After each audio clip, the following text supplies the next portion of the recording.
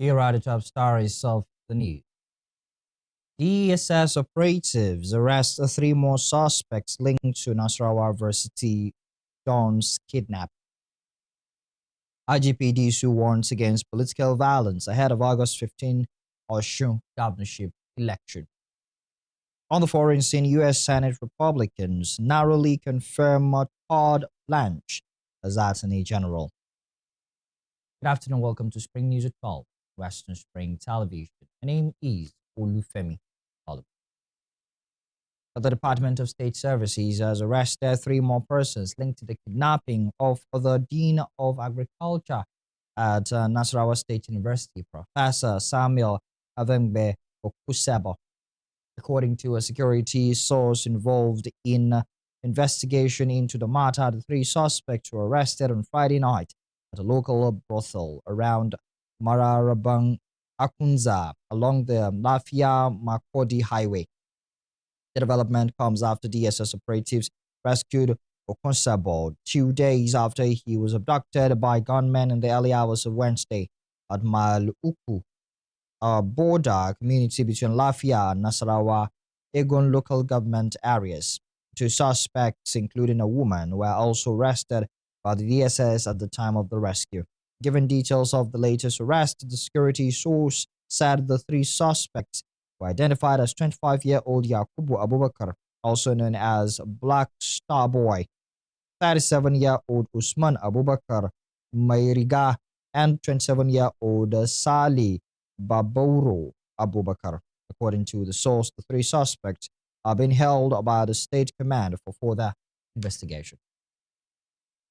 In the meantime, a rescue victim of the February 3 terrorism attack in Woro and Nuku communities in Kayama local government area of Kwara State, Amira Salihu, has recounted the harsh conditions she and other captives endured during their nearly 6 months in captivity.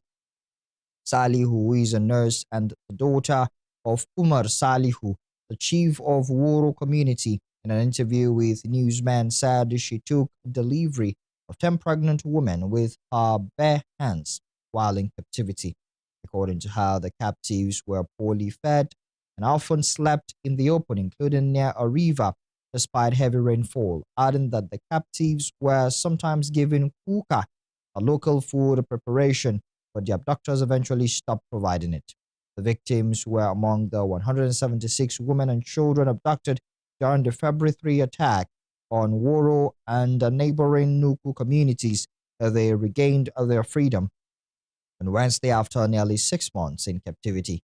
According to the state government, 13 children died in captivity while 12 others remained behind. Kwara State Governor Abdulrahman Abdulrazak, who received the rescued victims in Ilori on Friday, commiserated with the families of those who died in captivity. He thanked President Bola Tinubu and the military hierarchy for their roles in the rescue operation. This is one gathering that evokes mixed feelings. It's regrettable that the war incident happened at all, but at the same time, we're grateful to God and just that our collective effort has paid off. Everyone has been rescued alive. I have since directed that the appropriate medical attention be extended to everyone to ensure their well-being. Prior to this time, our government had extended various forms of support to the Woro community to aid their rebuilding effort through the committee headed by Alanji Ahmed Kiwazi. On behalf of the people and government of Kwara State, I extend a profound appreciation to President Bola Ahmed Tinubu, the Commander-in-Chief of the Nigerian Armed Forces. And we're truly grateful. The President has paid special attention to Kwara, and each time I went to him to seek assistance, he has swiftly responded. Initially went to him when things were getting bad. He directed the extension of Operation Fasenya Southern Access to cover Kwara. Thereafter, I went back to Mr. President. he established, approved the first guards, 1,000 men, and we still have about another 1,600 men in training. I still went back to Mr. President. He directed the establishment of the Operation Savannah Shield. The Senate has explained that the Federal Capital Territory was excluded from the proposed state police arrangement because it does not have a governor or a state house of assembly. According to the Senate, the FCT remains directly under the administration of the federal government. The chairman of the Senate Committee on Media and Publicity, Yemi Adaramodu, gave the explanation in an interview on Friday amid questions over why the FCT was not included in the constitutional framework for the establishment of state police. Senator Adaramodu said the administrative structure of the FCT was fundamentally different from that of the 36 states, noting that the territory is headed by a minister who operates under the Federal Executive Council. The Ekiti lawmaker added that the National Assembly exercises legislative powers over the federal capital, unlike the states, which have governors and houses of assembly. The clarification comes as the federal government moves to establish a new policing architecture following growing calls for the decentralization of policing and the constitutional backing of the state police. Turning to politics, the Inspector General of Police, Tunji Disu, has disclosed that the police will deploy a minimum of 4 officers to every polling unit for the forthcoming Osun State governorship election. Speaking at a meeting with civil society organizations in Abuja on Friday, the police boss described the exercise as one of the largest security deployments the state has witnessed. He said the police intend to have no fewer than 4 officers stationed at each of the polling units, in addition to personnel from other security agencies expected to support the police at the polls. He noted that the scale of officers being deployed reflects both the number of polling units and the tension already building around the election. The police chief added that the heavy deployment was intended to reassure residents and encourage them to vote without fear, stating that every officer visible on the streets had been deployed specifically to protect voters. We are worried that the tension, the political tension in the country is not something we should joke with. The safety and security of Nigerians during this very important exercise is very important.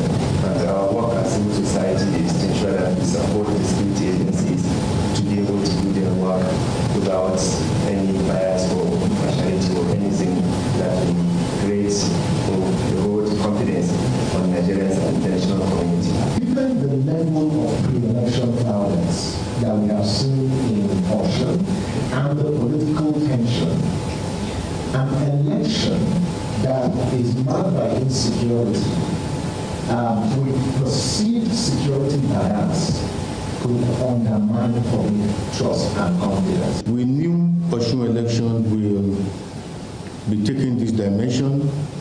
Tough, the 2 prominent parts that will be taking part in the election, and we are not surprised at what it is.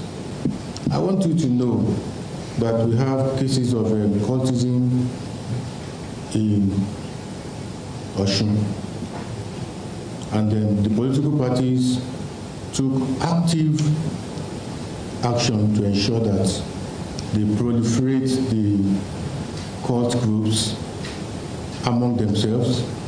So it was not difficult for these people to continue to attack each other. They already had animosities among themselves. Now working for politicians to make it easy for them.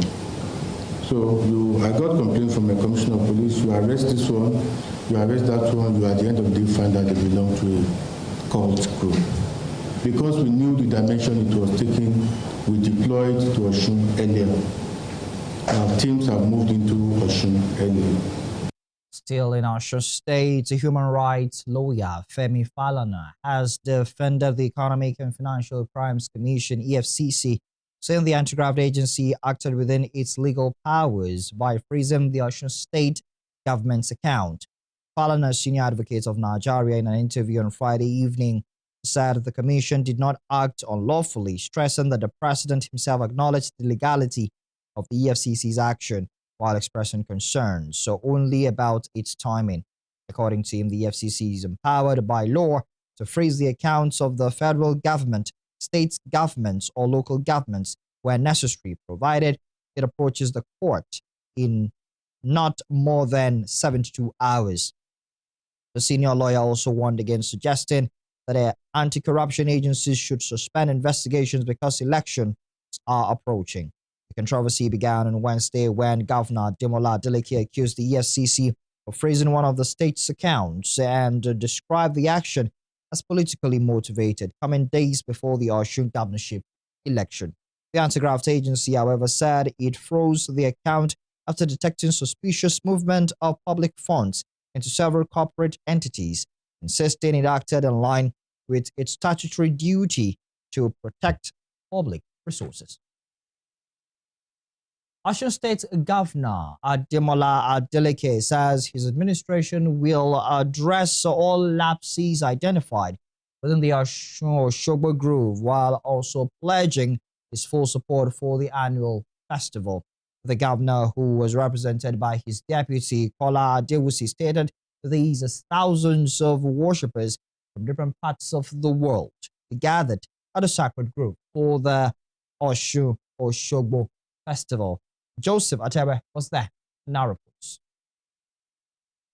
The sacred city of Osogbo was at full throttle today as thousands of worshippers, tourists and cultural interests gathered for the grand finale of the Osun Osogbo festival. It must be stated that it is one of Nigeria's most iconic traditional celebrations, marking centuries of Yoruba spirituality and heritage. To ensure a peaceful celebration, security presence was visibly tight around the grove, with officers of the Nigerian Police Force, the Nigerian Security and Civil Defense Corps, and the Joint Security Task Force strategically positioned at key locations. Armed soldiers were also seen in a parked van at the grove's entrance as they kept a close watch on participants who attended the event. While addressing journalists at the grove, Governor Ademola Adeleke stated that the Osun Osogbo Festival has over the years contributed to the socio-economic development of the state in no small measure. He also disclosed that the conduct and carriage during the celebration has showcased the people of Osun as organized, hospitable and peaceful people. The governor, who was represented by his deputy, Prince Kola Adewusi, also stated that the Osun State government will not relent in our efforts to exploit the opportunities offered by this festival to ensure its growth and sustainability for the people of the state. National event which we must be part and parcel of as a government. This festival is listed in UNESCO, so we need to give all the necessary support, so that this festival can continue every year. And you can see now, people come from all over Nigeria, Africa, and even from Europe. So it's a good thing, and the government of Osun State will be always supporting this festival on a yearly basis, and that is why I'm here to represent my principal. At the heart of the day's ritual is the symbolic journey of the Aruba, the virgin girl who carries offerings to the Osun River, an age-old rite believed to renew the covenant between the people and the goddess Osun. This, the Commissioner for Culture and Tourism, Mr. Ojo Abiodun, says is a long-standing rite which brings peace to the state and beyond. The Commissioner, who also prayed for the monarch, said the present administration under Governor Ademola Adeleke holds the Osogbo community in high esteem. There should be improvement in all our doing. We've now gotten to the peak. We are moving up. We still do more for this.